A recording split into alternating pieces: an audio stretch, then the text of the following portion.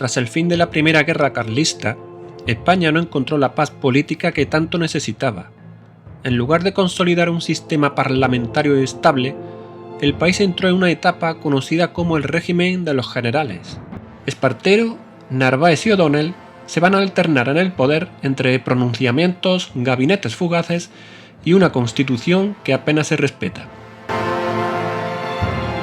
Espartero, héroe de guerra y símbolo del progresismo, asciende a regente en 1840, tras la marcha de María Cristina, la reina madre, hacia Francia. Pero Espartero gobierna más como caudillo que como político. El 12 de octubre de 1840, María Cristina renuncia a la regencia y abandona España en dirección a Francia. Espartero queda como regente provisional hasta que las Cortes eligiesen. Para conseguir el apoyo necesario y poder convertirse en regente de forma plena, lo primero que hizo fue suspender las Cortes vigentes en octubre de 1840 y convocar nuevas elecciones para otras Cortes. También se nombró a sí mismo presidente y suspendió la aplicación de la tan polémica Ley de Ayuntamientos, una manera de contentar a los progresistas. En la etapa anterior, durante la regencia de María Cristina, Espartero se había postulado más del lado de los progresistas. Sin embargo, durante su regencia, fueron precisamente los progresistas sus principales detractores. En cambio, sí que contó con fieles aliados, los llamados ayacuchos, militares veteranos de América que habían luchado junto al propio Espartero. En febrero de 1841 se celebran las elecciones a Cortes con victoria para los progresistas. Las Cortes se reúnen en mayo. En ellas se debate y se vota tanto el modo de regencia, que bien podía ser ejercida por una sola persona o por tres, y también se vota la persona o las personas que debían ejercerla.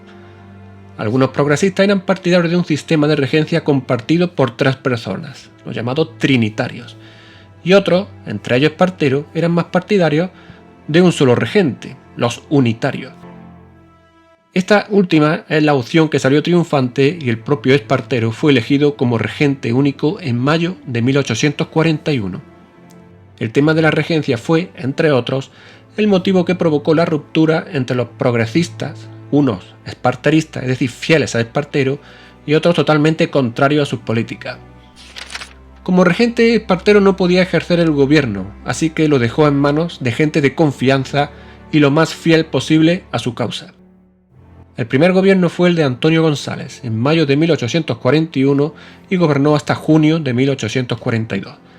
Fue el primer gobierno estable de la regencia de Espartero y su misión era consolidar el poder progresista tras la Revolución de 1840.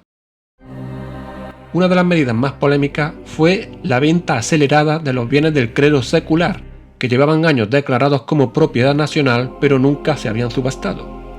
Esta ley Espartero de 1841, que si bien generó ingresos, provocó tensión contra los sectores conservadores y eclesiásticos.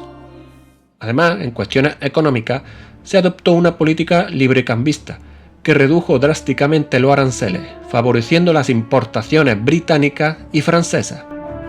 Aunque si bien esta medida ayudó a las exportaciones de determinados productos españoles, generó rechazo entre industriales catalanes, comerciantes y obreros que pedían protección para la industria nacional.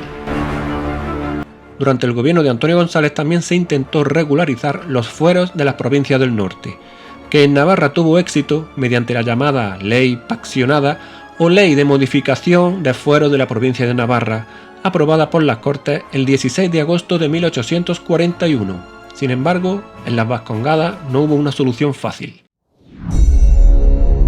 La oposición creció rápidamente. Los moderados, desplazados del poder, no aceptan el liderazgo de Espartero. Querían restaurar su influencia y devolver a María Cristina al trono. Se preparó un pronunciamiento que se ha dado a conocer como la Octubrada, donde había implicados militares como Narváez y O'Donnell, entre otros. En septiembre de 1841, O'Donnell intentó un pronunciamiento en Pamplona que acabó fracasando.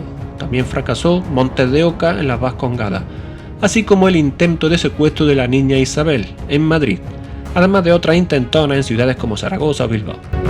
El escaso apoyo que tuvieron los sublevados y la acción de la milicia nacional fiel a Espartero, sofocó las tentativas, pero la tensión no cesó.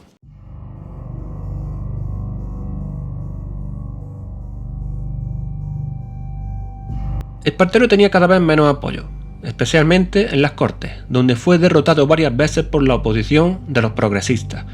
En este ambiente puso fin al mandato de Antonio González. Sin el apoyo de las Cortes, Espartero mandó formar gobierno a otro de sus fieles, también ayacucho, el general Rodil.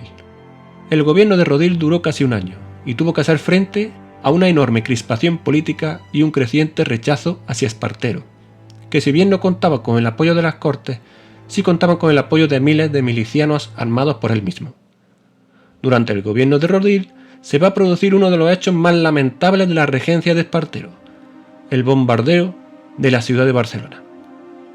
Como hemos mencionado anteriormente, el descontento hacia Espartero era cada vez más evidente. En 1842, las clases urbanas también comenzaron a quejarse de sus políticas. Este creciente descontento tuvo su epicentro en Barcelona, donde los acuerdos librecambistas firmados con los británicos no gustaron nada a los industriales, comerciantes y a las clases trabajadoras catalanas. Los obreros y artesanos sufrían desempleo y precariedad, lo que aumentó la tensión. La población veía al regente como un gobernante que ignoraba las demandas de la ciudad. El 13 de noviembre de 1842, parte de la milicia se sumó a las protestas, lo que convirtió el levantamiento en una insurrección organizada. Rápidamente se forman barricadas y enfrentamientos entre soldados y civiles. La insurrección fue tal que el ejército dirigido por Van Halen, entonces capitán general, se vio obligado a desplegarse al castillo de Montjuïc. La reacción fue brutal. El 3 de diciembre de 1842, Espartero se puso al frente de las operaciones. Ordenó el bombardeo de Barcelona, lanzando más de 1000 proyectiles sobre la ciudad, destruyendo centenares de edificios y causando decenas de muertos. Los insurrectos se rindieron y los soldados tomaron la ciudad. Espartero ordenó una dura represión. Esta acción provocó un enorme malestar en los opositores de Espartero, que disolvió las Cortes y convocó nuevas elecciones para febrero de 1843, donde volvió a perder. En abril comenzó la legislatura con una clara oposición hacia Espartero, quien se limitó a destituir a Rodil y puso a Joaquín María López, un progresista crítico con Espartero que apenas duró 10 días. Fue sustituido por Álvaro Gómez Becerra, más del agrado del regente, pero que no contó con el apoyo del Congreso. De hecho, fue recibido con insultos. La tensión en las Cortes fue tremenda. En pleno debate, el progresista Olózaga pronunciaría la frase que incendia la nación: Dios salve al país y a la reina. El regente responde con más fuerza, disuelve las Cortes el 26 de mayo y recorta la libertad de prensa. La oposición, ahora unida, ya no discute, se levanta. A finales de mayo de 1843, las insurrecciones se extienden por distintas ciudades de España. Moderados y progresistas piden la restitución de Joaquín María López. La situación fue especialmente grave en Sevilla, ciudad que, al igual que le había ocurrido meses antes a Barcelona, fue bombardeada por las tropas fieles a Espartero. Mientras tanto, Narváez, junto a otros jefes militares procedentes del exilio, desembarcaron en Valencia a finales de junio de 1843 y se unieron a los sublevados de aquella ciudad. Espartero observa atento en Albacete, al tiempo que espera cómo evoluciona la situación en Andalucía, donde acabó por dirigirse ante los acontecimientos en Sevilla. Por su parte, Narváez, con su ejército, se desplazó desde Valencia hacia Madrid.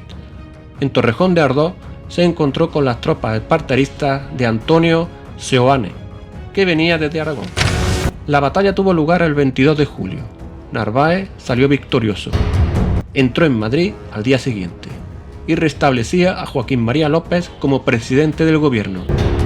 Al conocer la noticia, Espartero, que estaba a las puertas de Sevilla, renunció a la regencia y embarcó rumbo a Londres el 30 de julio de 1843. Joaquín María López desmanteló parte del proyecto político de Espartero. Un tema espinoso que quedaba por resolver fue la vuelta de María Cristina como regente.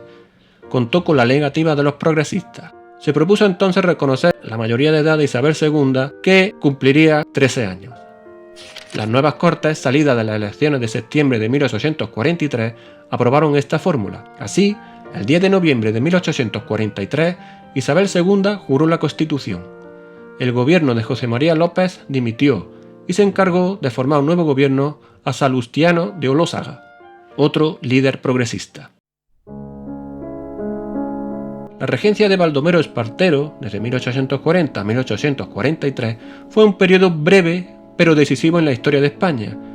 Intentó modernizar el Estado con un proyecto progresista, pero recurrió con demasiada frecuencia a la fuerza para imponer su autoridad. Abrió mercados y centralizó el Estado, pero gobernó sin consenso. Cada reforma creó un frente: fueros contra centralismo, fábricas contra libre comercio, prensa contra censura. En definitiva, la regencia de Espartero dejó una huella ambivalente. Por un lado, el intento de avanzar hacia un Estado liberal, por otro, el recuerdo de la represión y la inestabilidad que desembocó en su caída y en la proclamación anticipada de la mayoría de edad de Isabel II.